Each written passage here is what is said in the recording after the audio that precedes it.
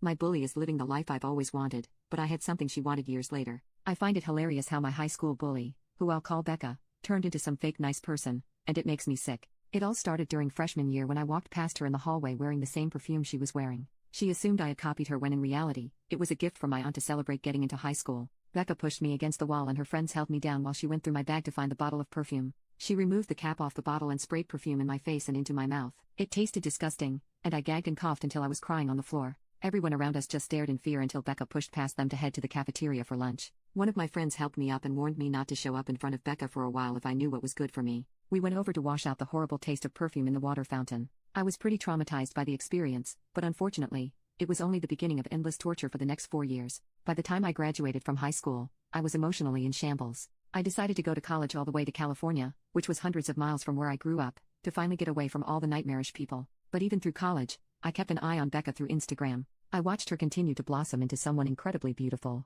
which made me feel worse about myself. She was out traveling the world, partying, fine dining, basically everything that a girl could dream about. And I was here being an absolute overthinking, nervous wreck. But, as if to balance out all the bad luck, I ended up meeting my husband at the university's library. He was the first person I let into my life intimately since high school, and spending time with him really helped me heal. I began making friends and trying out things I never thought I'd ever like. I eventually blocked Becca's Instagram and focused on my nursing career and relationship. However, after several years of peace, it came to an end when Becca moved all the way to California and started working as a nurse at my husband's workplace. She acted all nice and excited to be a part of the team, but after a week, a few of the nurses noticed a bit of drama unfolding between other fellow nurses. She was spreading rumors and dividing friendships, just as she did in high school. And eventually, she was able to establish her own group of superior friends at the hospital. Becca and her new group of mean nurses acted quite horrible to a lot of patients.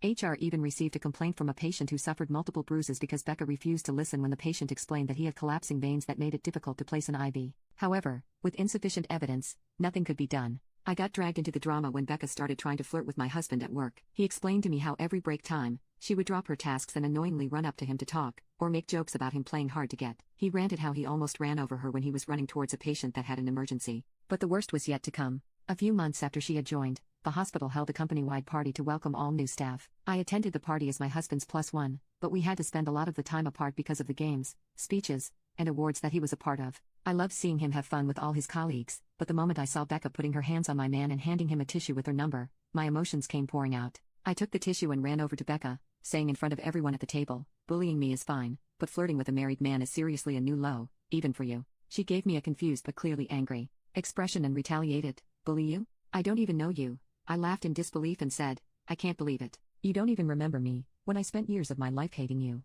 and now you're here trying to make a mess of things again. It's pathetic." Her mouth hung open, and I took the opportunity to swiftly grab a drink and splash it into her open mouth, just like she sprayed the perfume in my mouth years ago. Before we could jump at each other, my husband and the other nurses pulled us away from each other. My husband and I left the party early, and the following day, he complained to the HR department about the situation. Rather than losing my husband, who was a valuable surgeon in the hospital, they decided to transfer Becca to a sister hospital to prevent any more issues. Unable to fight the decision, she instead voiced her complaints on social media, saying ridiculous things like, "It doesn't take much to be kind to someone." Now, she continues to wreak havoc elsewhere.